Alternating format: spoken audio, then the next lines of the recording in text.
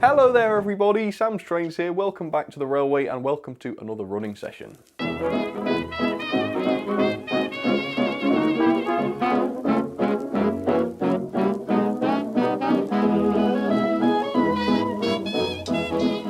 So today I'm going to try to do something that I've not done for many years, and that is to try and show loads and loads of engines, but this time all designed by the same person.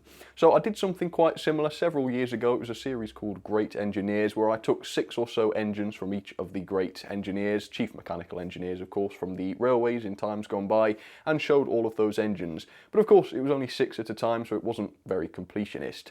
So today I'm going to try and do something that I've never done before, and I'm going to try and show every single loco that I've managed to collect from Collett. Charles Collett, of course, a very prolific, if I can get my words out, chief mechanical engineer from the Great Western, of course, and he's responsible for many of our favourite Great Western locos. So come with me, I'm going to try and show you them all, and you might notice just how many there are actually. He was obviously a very busy guy.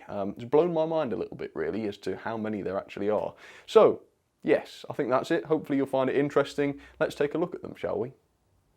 So I'm one of those weirdos that seems to collect loads of engines from the same class, and with the Collett engines there's a couple like that. The Hull class is one. For some strange reason, I can't really fathom it, I seem to have loads of Hull class engines. So with engines like that I've just tried to keep the numbers down to 1 or 2 depending on how popular they are, just so that you don't end up sitting through loads.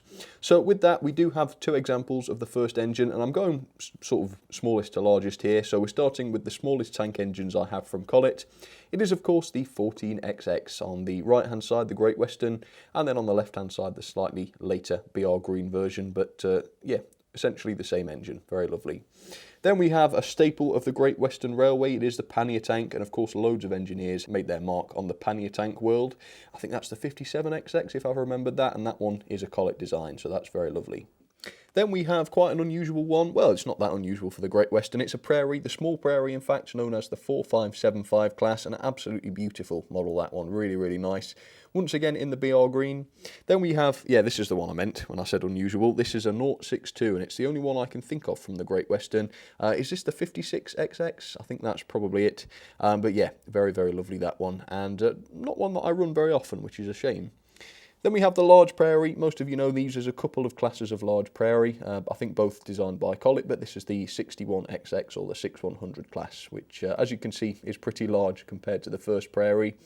But it's nothing compared with this one. This is probably Collett's largest tank engine, or possibly even the largest tank engine I've ever seen, at least in terms of its area. So it is the 72XX. It's a 282, I believe, which is just incredible for a tank engine. It really is. So yes, a big favourite of mine, that one. Not a great model, but certainly a great engine. Then we have a really quintessential Collett design. In fact, this one inherited his name. It is the Collett class, or the Collett Goods class, or whatever you want to call it. It's an 060 tender engine. I think the only one I've got that's an 060. Is that true? Yes, I think so. So very lovely in the sort of late BR Green, which is lovely.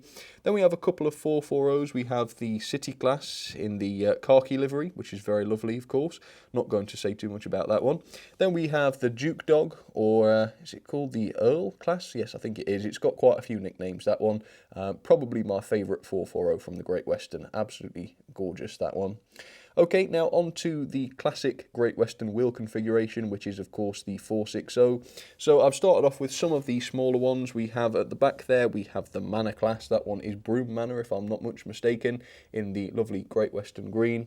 Then we have a couple of Hall class engines. As I say, I seem to have far too many Hall classes, but I've just put 2 in there. One in the lovely early Great Western Green, and one in the slightly later unlined Great Western Green. So what do we have? Adderley Hall and Pitchford Hall there. 2 Hall classes, but quite different looking, aren't they, because of those liveries. Next up then, we have yet another duplicated class. This is the Castle class, but again I thought the 2 I have here are different enough to warrant showing both.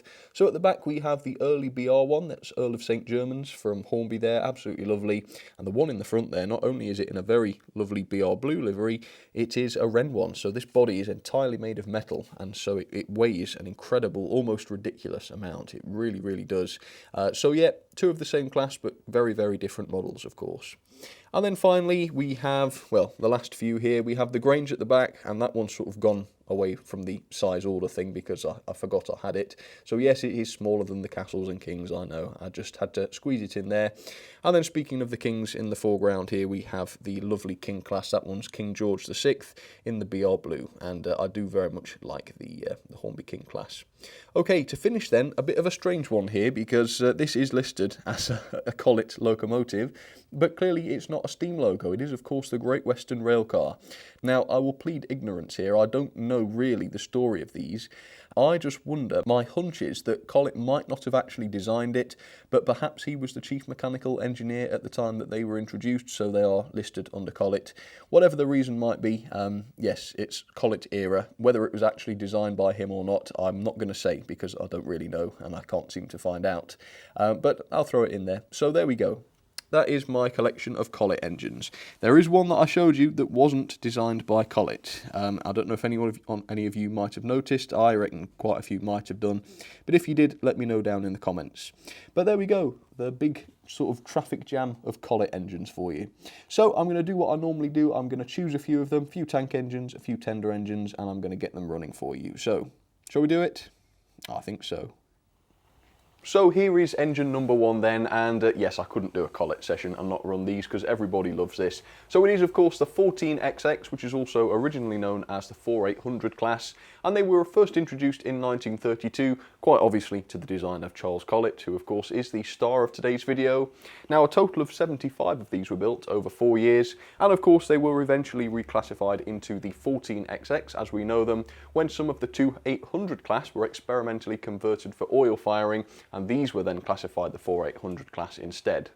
The 14XX was designed specifically for the auto coaches, as you can see here, although they were never too successful and they were eventually scrapped from 1956. 4 have been preserved, but the rest were sadly scrapped. So I love getting this set running. There's nothing like an auto train sandwich, is there? And it all just works so nicely together as well. It's such a good runner, that 1400 class. And even though it's having to push one of the coaches, you might expect derailments and things, but no, it's fine. And I've tried to get it going nice and slow as well, so that it's reasonably realistic-ish, because I don't think these things would be racing along, would they? So there we go. I'll leave her running, I think, because I think she seems to be enjoying it too. As I say, great runner. And, well, should we get another engine out to join her? I think we definitely should do. Okay, well, I'll show you what it is. So here we have yet another lovely Collett design, still a tank engine of course. It's the 5600 or 56XX class. So this is another design of tank engine of course that was first introduced to the railway in 1924, so quite a bit earlier than the 14XX, and these were intended to be a standard replacement for the various non-standard locomotives owned by the Great Western at the time, which were due to be withdrawn.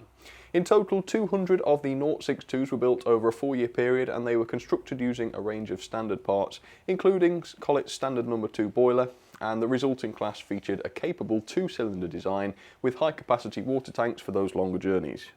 The class survived into the final few years of steam actually, until withdrawal finally began in 1962.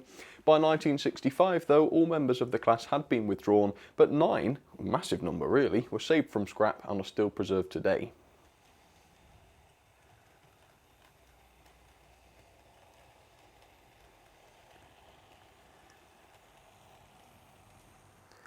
So there you have it, another favourite of mine. Like I say, you don't really see very many 062s or 062s on the Great Western, so that's quite a nice unusual one. And of course its proportions are so strange, aren't they? It looks really unusual. Unlike any other, that's for sure. So whenever there's a good excuse, I'll certainly get that one running. Okay, well, shall we fill up the inside line then? Well, I think we're moving away from tank engines now, so tender engine fans, hopefully you'll enjoy this bit. So this engine got Collett's name. It's known as the Collett class or the Collett Goods class or something like that. Either way, it's a bit like the Dean Goods but a lot more modern and of course designed by Collett and not Dean. So these were introduced in 1930 and they were actually produced for 18 years, which is pretty cool. They also got the name 2251 class, that's the official classification I think, and they were intended for medium freight duties, as you can see by the load she's got right now. They closely resemble the Dean Goods actually, and they were of course designed by William Dean, but they were modernised in several areas, including the addition of tapered boilers. Quite a healthy 120 of these were produced in total, but only one has survived, and it's currently at the South Devon Railway in Devon, Cunningly, and I do have some video footage of her too, and she is very, very nice. Splendid, in fact.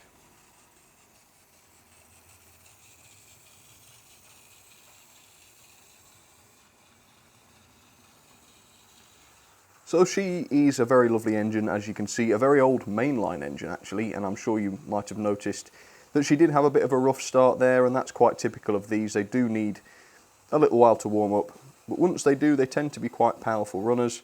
But you know, before they've warmed up, they tend to crawl along. They can't manage any load or anything like that. In fact, you might even think they were faulty. But yeah, I service it every year, and it never seems to change. Once it's warmed up, it's fine, but that seems to be the way she is. Don't know why. But she looks good, I think, with those siphons. Very nice. Okay, let's enjoy these running for a bit then. Yeah, and the 1400 is still going. No complaints at all. Oh, are we going to get all trains in shot at once? Sort of. Yes. That's great. I love it.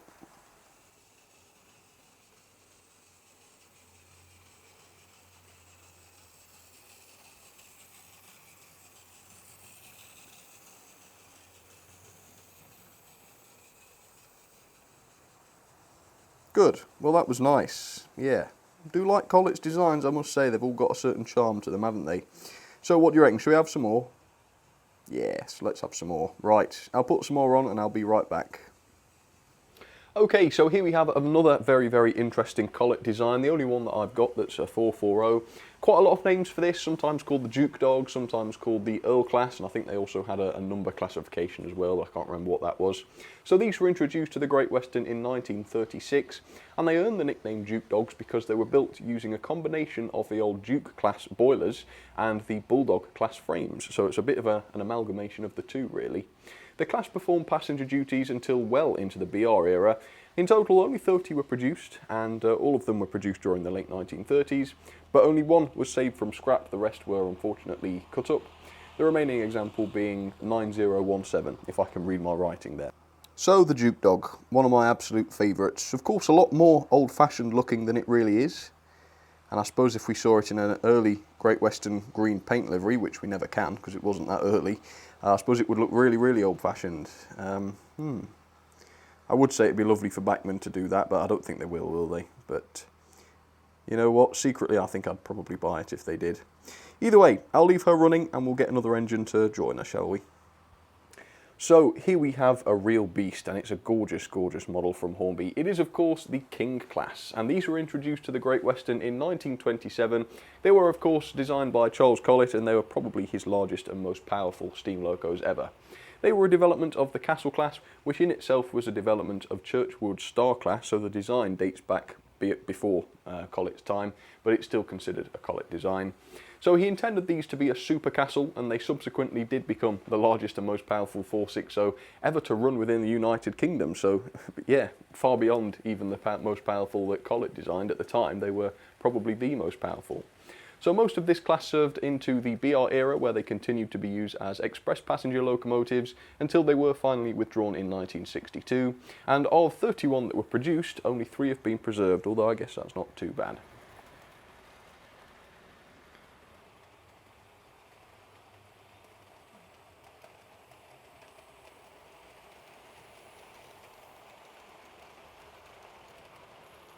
So there she is, the lovely King class, and this model is by no means the most detailed Hornby King class I've got. It's one of the old ones actually, but I love it just as much, just because of that livery. So with that then, we will have one more engine, shall we? Let's get that last one out and I'll show you what it is. Finally then, another classic 460, and everyone seems to like this one. It is, of course, the Manor class, and they're called the Manor class or the 7800 class, and they were introduced in 1938, so quite late, and they closely resembled a lighter version of the Grange class, which of course we've also seen earlier today. Their lighter weight meant that they could cover areas with more severe weight restrictions, areas, for example, where the larger halls and granges were far too heavy to cover. The class were reportedly inadequate runners to begin with though, but the faults were worked out whilst the class were in service, Speculation suggests that the class might have even been recalled altogether for a complete redesign, if not for the restrictions of the Second World War, but because of the Second World War they had to knuckle on through, and apparently it did pay off in the end. In total, 30 manners were produced for mixed traffic, and their withdrawal eventually took place between 1963 and 1965. 21 were scrapped, while 9 remain in preservation, which is just an astonishing amount, and it's often the case with these Great Western 460s. So there you are, folks, another 3 Collett engines. This time I seem to have managed to get them all going in the same direction. I didn't realise I'd done that actually. I tend to set one up and then the next and then the next, and I forgot this time that they're all going clockwise, but that's okay. You do get some nice moments this way with all the sort of coaches overlapping. They're not doing that now, they've managed to get out of sync again, but yes, you saw a bit of that I'm sure in the past few minutes. And you may notice I've tried to mix a few things up a bit this time, so we've got Pullman coaches mixed with Great Western, just to make things a bit more interesting, and you'll notice the manor class here had a bit of a mixed train, just to, again, to spice things up, get us out of the old habits, I suppose. So, let me know in the poll, which is your favourite Great Western engineer, if you've got one. I think mine would probably be Collett, although Churchward did do a lot, he brought a lot of innovation, didn't he? But no, Collett seemed to take the Great Western to its ultimate high levels, didn't he? So, for me, I think that makes him the favourite. And also, don't forget to let me know down in the comments which engine was your favourite from today. I know that's an impossible decision, so if you want to abstain, that's absolutely fine. But if you have got a particular favourite, definitely let me know about it. I suppose mine would probably be the Duke Dog of the ones I've run, although that King is pretty special as well, I'd say. Okay then folks, well that will do it for my Collett running session, and that has been a lot of fun. Yes, I'm starting to realise a newfound love for Collett engines, really. I didn't realise all of these really were his, and yeah, as I said earlier, there is an awful lot of them. So, thank you for watching, hope you enjoyed it as much as I did, and if you did, don't forget to drop the video a like or even a comment, and I will see you when I see you, folks. Alright, take care everybody, see you next time.